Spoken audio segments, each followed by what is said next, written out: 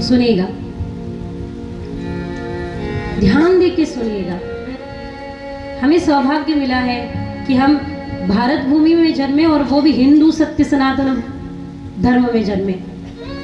कभी कभी मैं सोचती हूँ कि ठाकुर जी, मैंने तो अपने गुरुदेव से भी ये प्रश्न पूछा कि गुरुदेव, भगवान न करे, प्रभु न करे, जन्म यदि हो और वो अगर किसी अन्य धर्म में हुआ, क्या गारंटी दे सकते? इतनी तो गारंटी है नहीं कि हम बिल्कुल मोक्ष को पा जाएंगे। हो सकता है पुनः जन्म लेना पड़े, पर प्रभु बस इतना आश्वासन दो कि यदि पुनः जन्म जर घ्यावाच लागेल, यदि फिर एक बार जन्म लेना पड़े, तो हाथ जोड़कर प्रार्थना है, ऐसे ही धर्म में, ऐसे ही घर में जन्म देना जिस घर में राम कृष्ण का नाम सुनने की सुविधा हो, कहने की सुविधा हो।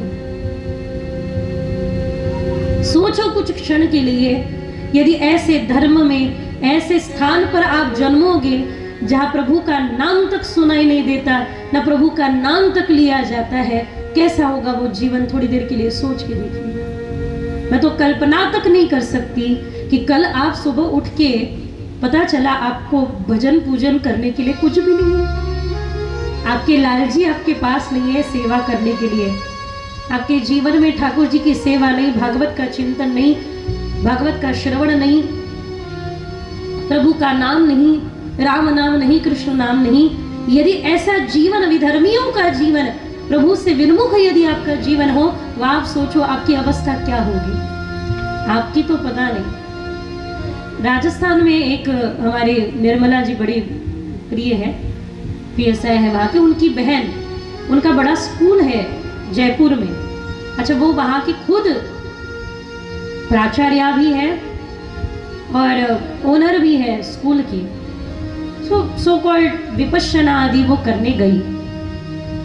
अच्छा, ये विपश्यना, ये आदि ऐसी सारी जो बातें अभी अभी चली है, ऐसा उन्होंने मुझे कहा कि वो जो ध्यान विधि करने गई, उसमें उनको कहा गया कि आप अपने ईश्वर का नाम, अपना सब कुछ बाहर भूल के आओ और फिर भीतर आना।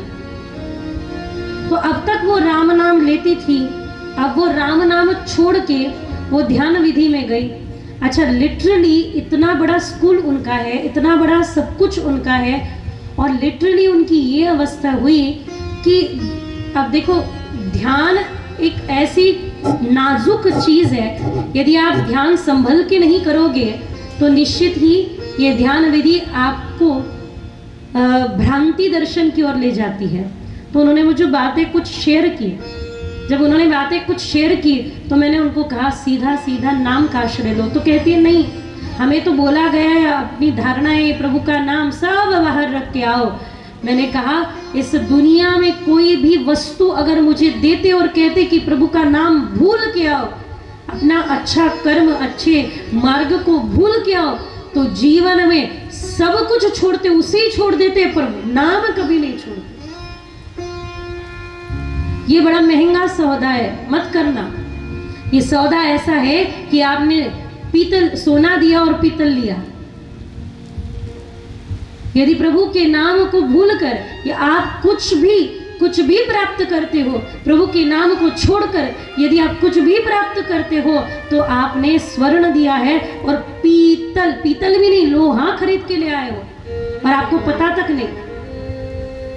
हाथ जोड़ के प्रार्थना है, ऐसा महंगा सौदा तो कभी मत करना।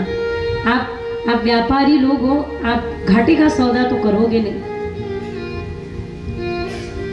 हाथ जोड़ के निवेदन करते हैं।